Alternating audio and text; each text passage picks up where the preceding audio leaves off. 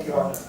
Thanks for that. I actually stole that phonetic thing from Harvard website, so it may be an Americanism, so feel free to pronounce it any way you want to. I was asked to come here today to talk a bit about entrepreneurship, and looking at the other speakers that have presented over yesterday and today, I'm going to really not talk about the IP, the capital raising or anything like that, really just talking about entrepreneurship as opposed to the actual researchers and the technologies.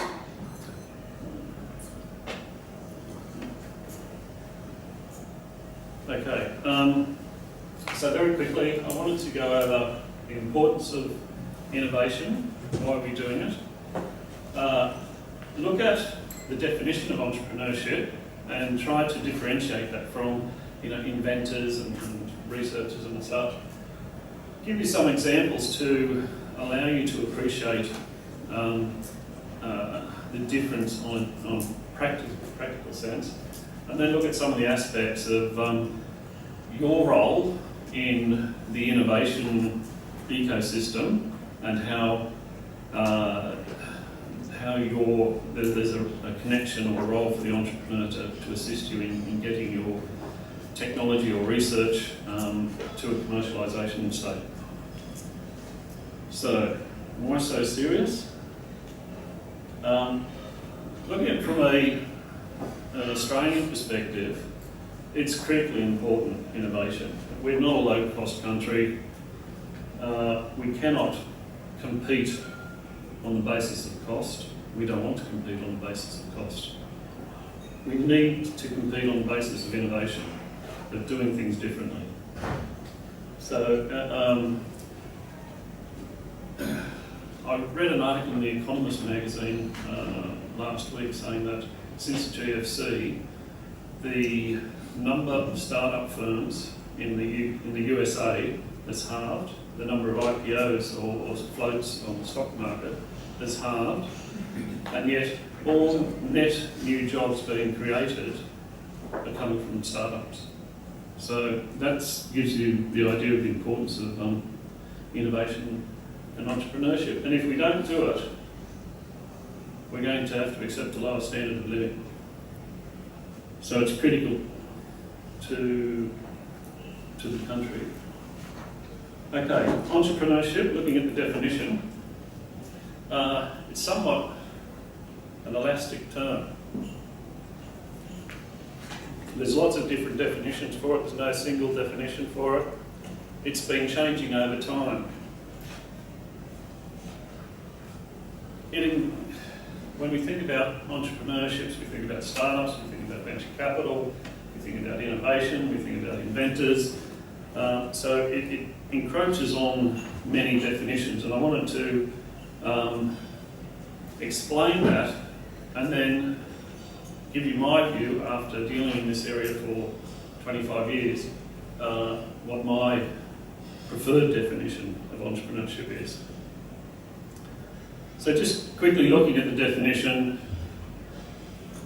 originally from a French word, first used in 1973, which at that stage basically meant, not a salary earner, a non-fixed income earner who sold things and therefore had an uncertain income.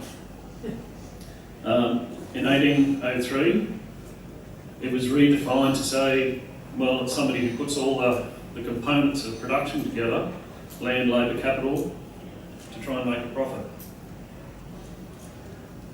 1934, it was looking more at the innovation side. The 1803, you could employ managers to put the means of production together, but in 1934 they were looking more at the innovation side of it.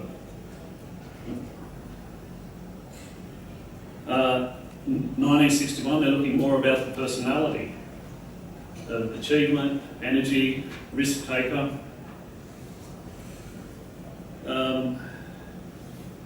Again, redefined as 64, exploiting opportunities using innovation as a tool. The role of imitator entrepreneurs.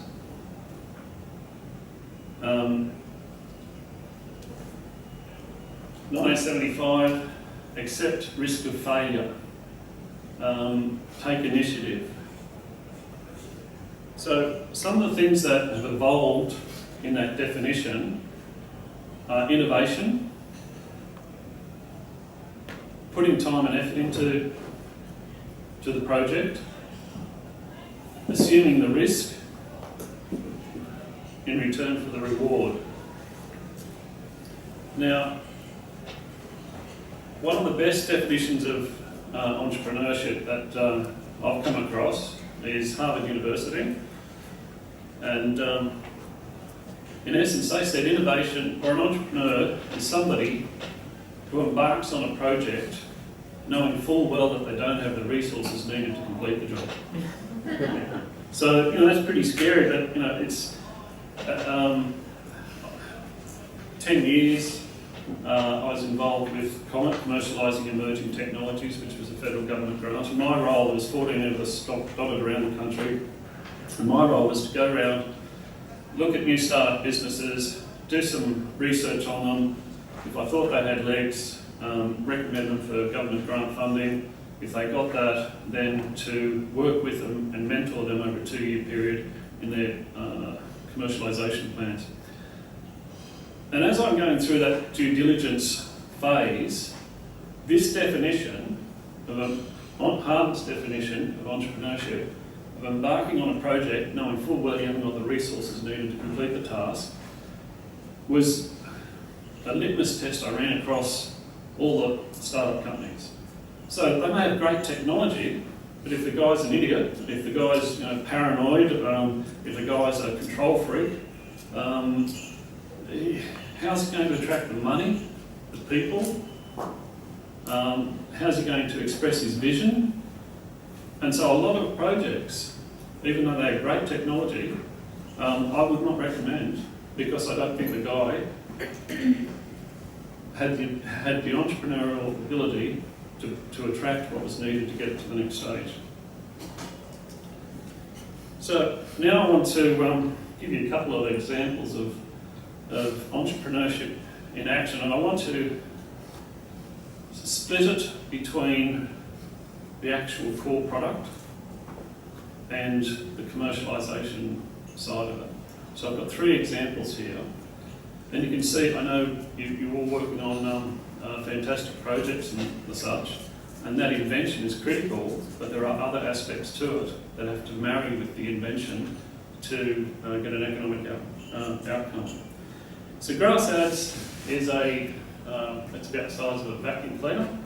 It's a little robot, and if you see the Friday night football and all the signs on the grass, all the turf signs,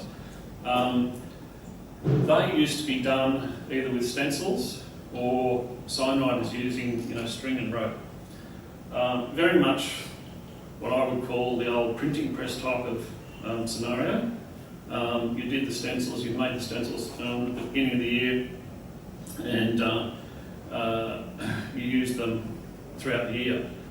This took it into the digital world where you'd email the logo and the robot will go and mark out the image on the grass. And so what we saw was in the industry it moved from a sort of brand advertising, like Holden or Ford, to campaign advertising, end of year run out sale. So they had a lot more flexibility.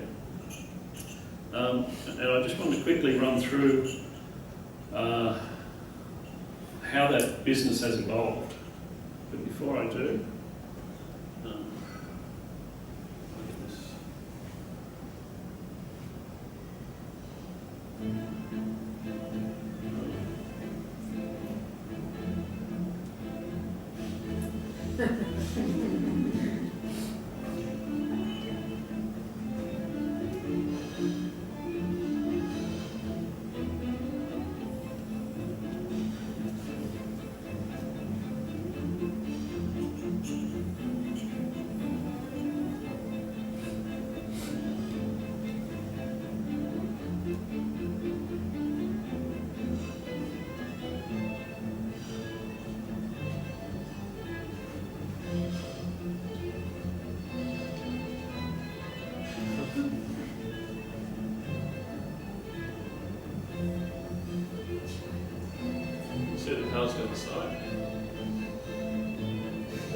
Creative same problem with this.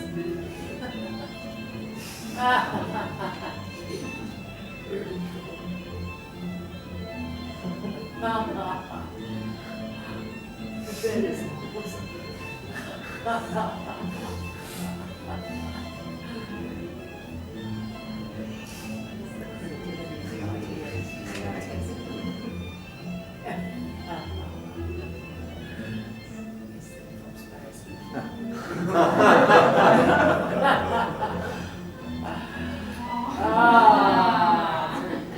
Okay, so that's a Gold Coast company that invented that.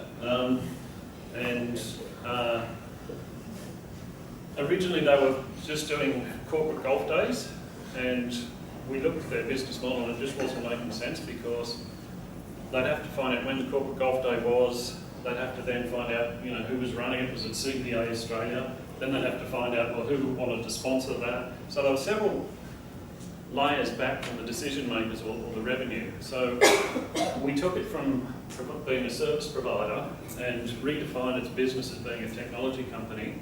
And we actually got out of the business of putting down images and went and sold the technology to what were then our competitors. And in fact, 3 companies merged together, Melbourne, Sydney and Brisbane, merged together to give them the resources to buy a licence from us. That ad was done in the UK for the opening week at Wimbledon. They paid something in the order of $150,000 for us to do that. So there's a business which, when it started out, the initial thoughts, the business model was wrong. We've evolved it. What we've done is the guy has moved from being a solo operator to taking in angel investors. He's now got about 10 angel investors who have put in small amounts of money as the business has grown. He's raised about $500,000 so far. He's changed the business model to be a technology company. He successfully licensed Australia, so those Friday night football, that's the robot that's doing them. He's just, after that advertisement in the UK, 2 months ago he signed off a licence for the United Kingdom. He's currently in the States signing off NASCAR in the US. So again, looking at something from a completely different point of view. Very quickly, another 2 examples of the role of the entrepreneur versus the role of the inventor. There's a guy down the Gold Coast, he was an accountant, and he went for holiday to Hawaii, and he saw all these Japanese on the beach in wedding gowns and black tie and all that kind of stuff, and he said, "What's going on here?" And they said, "Well, look, you know, in Japan it's more of a civil ceremony, and they want to have a, you know, romantic one with all the wedding gowns and such." So he said, "Oh, that's good, but you know, Gold Coast is better than Hawaii." So he said, "Okay, I'm going to set up this business." He did. He went and bought 100 suits, 100 wedding gowns, all different sizes and the such. Got everything organised, and he went off to Japan and said, "Look, we're open for business. Gold Coast is better than Hawaii. Come down to Australia." He went. The structure of the industry was there was 3 key Japanese travel agencies that focused on this market. One had 40% market share, and the other 2 had 30% market share each. So he went to all 3 of them, told them what he was doing. They all said, "How many have you done?" He said, "Well, none yet." And they said, "Well, come back when you've done 100 and we'll talk to you." So he's sitting in Japan, broke. He'd spent all his money. In fact, he had to get his wife to wire him some money because he couldn't pay the hotel bill. And then he thought, look, in desperation, what I'm going to do is I'm going to use equity in the company to try and get that distribution. So he went to all 3 companies and he said, "I'll give you 15% of my company free of charge." And 2 of them said, "Well, it doesn't cost anything, so I'll take it." The one with 40% market share, nah. He said, "No, people don't give away parts of their company for free. There's something wrong here, don't like it." Anyway, the bottom line is, he ended up with 60% market share. So he started doing the weddings. He was doing thousands of them down on the coast. In the process of doing that, he picked the people up at the airport, go and get them dressed, take them, put them in a limo, send them over to Main Beach to have photos taken on the beach and such. And he was hiring lots of limos, and they were costing, $70, $80 or whatever. And they were, Ford, LTD, Holden, Statesman. And then one day, someone came on and said, look, there's a 25-year-old Rolls Royce available for, 25, 30,000. Are you interested? And he said, well, as far as the Japanese are concerned, they don't know what a LTD or a Holden Statesman is, so they do know what a Rolls Royce is, so yeah, I'll buy that. He ended up buying 48 Rolls Royces, which made him the largest Rolls Royce owner in the world. He had churches, including that floating church which you saw on the Broadwater. He had churches in Cairns, Gold Coast, Tasmania, New Zealand, and it was all from thinking laterally about how am I going to get over this problem. And he used his equity to nail his revenue. The next one is a company. There's an industry called messages on hold. So, what are messages on hold? When you ring somebody and you get placed on hold and you hear recorded music and messages, you all experienced that? Okay, well there's a little industry that has evolved which provides that service in terms of script writing, voiceovers, music, all that kind of stuff. So what I wanted to do was very quickly just look at two companies and get your thoughts as to which company you would invest in. Okay? So one company is called Messages on Hold, the other company is called PhoneCell, and this is a real, genuine case study. They both produce a 4-minute audio production which contains 8 messages, 30 seconds, intermixed with background music. They both provide a piece of hardware which connects to your phone system and which costs $400. Here's the difference. Messages on Hold says you must enter into a 3-year deal where we'll give you your quarterly audio program updates, whereas PhoneCell says, no, you don't have to give us a 3-year commitment. You've never done this before, you're new to it. We don't want you to commit 3 years. We will provide this service for you on a quarterly rental system. Messages on Hold for their 3-year deal charged $2,990. PhoneCell charged $25 a week rental. Exactly the same service. And this is what I'm trying to get across is the invention, the research, the technology is one component of it, but an entrepreneur is looking at some of the other issues and how you can package it, what is the business model. So, which company would you invest in? Let's have a look at some of the issues. Revenue.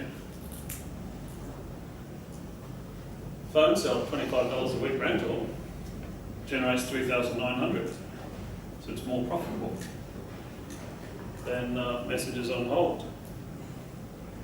Which product, if you're a salesperson, which do you think would be easier to sell? PhoneCell. Okay. So any decisions yet? Anyone who put your hands up if you would invest in PhoneCell? Okay. And I suppose the rest of you would invest in Messages on Hold? It depends. It depends. Sitting on the fence. I've been learning. Okay. Okay, let's look at some of the other aspects. Which one's got the better salespeople?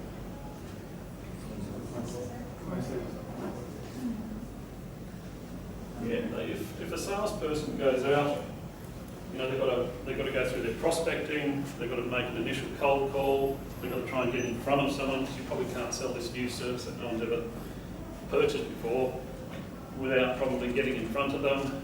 So you've got to go through that process. The guy may not make a decision on the spot because he doesn't have any benchmarks to make a decision, so you're probably going to have to follow that up 2 weeks later to try and close the deal. You eventually close the deal.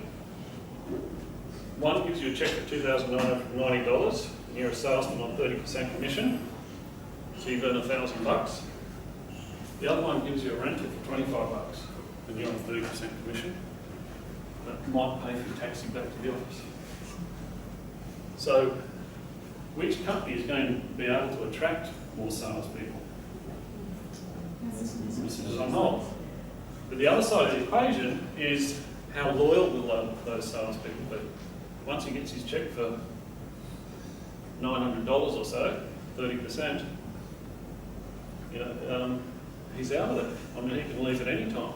Whereas the guy who's on the quarterly rental, the customer keeps paying and he keeps building up commission checks just like an insurance agent does, and he builds up an ongoing revenue stream, which means he's never going to leave because he's got an ongoing revenue stream.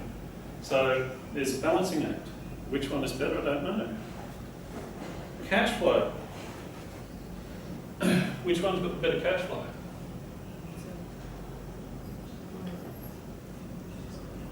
Do you think about it? A new customer comes online, you've got $400 worth of physical equipment that goes out the door. Messages on hold can afford it because they've got $2,990 in the bank.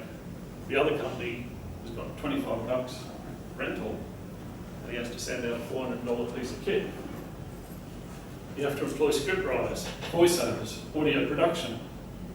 So your first programs, you're probably out by $800. So every time phone cell gets a sale, it actually goes negative. It's spending more money than it's bringing in, where messages on hold is sitting on a pile of cash. What impact does that have for raising money? Messages on hold doesn't have to raise money. It's raising money from its customers. Phone cell has to sell equity. He has to sell a third of his company to raise enough capital to fund the business. So which company would you invest in?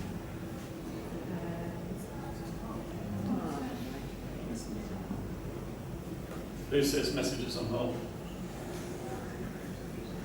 Okay. And phone cell? Okay. Okay, that's interesting. You know which one I would invest in? Neither. Because they don't have any intellectual property, they don't have any barriers. When you employ salespeople, all you're doing is employing your competitor. Once you teach them how to do it, she'll set up in competition to you. But I just wanted to show you some of the interesting things the entrepreneur at Messages on Hold has done to build his brand. He's considered the king of what's called ambush marketing, getting his image in front of the media illegally. So this one is at the tennis. Now he knew the TV cameras at some stage were going to look at the pretty girls in the front row. So he's gone along and put that on the front row. She can't see it, but when the TV pans across to her, he's getting his message across. That's down the AFL, behind the goal line. That's a Melbourne Cup. He's got an umbrella there behind the winner. The diver was at the Olympics. That's Greg Norman. That's Sunrise on an outside broadcast. He's got the umbrella there. There's a few more. These are Olympics. I'm not sure you can get away with that now after the legislation that England passed for branding and advertising for the English Olympics. But he got away with it for a while. So I'm running out of time. I'll one of the things I wanted to get across was, in your role as researchers and such, you've come up with some fantastic technologies and such. But I wanted to get across that entrepreneurship is different, and it marries with the technology to get a commercial outcome. And I've used this definition, which is in 1971 there was the federal government said, what's wrong with small business? Why aren't they thriving? And there's lots of definitions for small business, one's with less than 100 employees in manufacturing, and one's with less than 20 employees in the service industry. But this is my favourite definition. Small business is one in which one or two people are required to make all the critical decisions without the aid of internal specialists and knowledge in only one or two areas. You're embarking on a project where you don't have the resources needed to complete the job. If you know your strengths and you know where the holes are, you need to fill them. So that's for all small business, and startups form part of that. So engage with people to help get your technologies across the line. My time's up, so these have been copied, everyone? Yes. Okay, there's a couple of extra slides you can look at your leisure. That's really just looking at some of the issues. You've got technology risk. If I spend 5 more minutes, you're welcome to. Okay, If well, you'd like to. there's just a couple of more It's slides. going to be Chris's time. Okay. So technology risk is a risk that the researchers can focus on, but there are a lot more aspects of commercialisation than just the technology, and that's where the entrepreneurial aspect comes into it. So the tools that entrepreneurs use: lean experimentation. Can you prove it with minimum amount of resources? Staged investment. What are the milestones to get you to the next stage and de-risk the project? Partnering with people. Telling the story. Getting the vision across. Attracting investors, attracting people. Microsoft. Why did Microsoft float? Didn't need money. It had a ton of money. It floated because in its early days, it attracted its staff by using options. Yes, I know you're worth $100,000 a year. I can only afford to pay 60 in cash and 40 in options. So that several hundred executives with options, and options in a private company aren't worth much. That's why Microsoft floated. And a bit of luck helps as well. So management aspects, startups without resources, bootstrapping, a role for the founder who probably requires a constellation of personalities, attributes, risk, independence, greed, all those come into it. Inventive, creative, opportunistic, persuasive. And that's me. Thank you.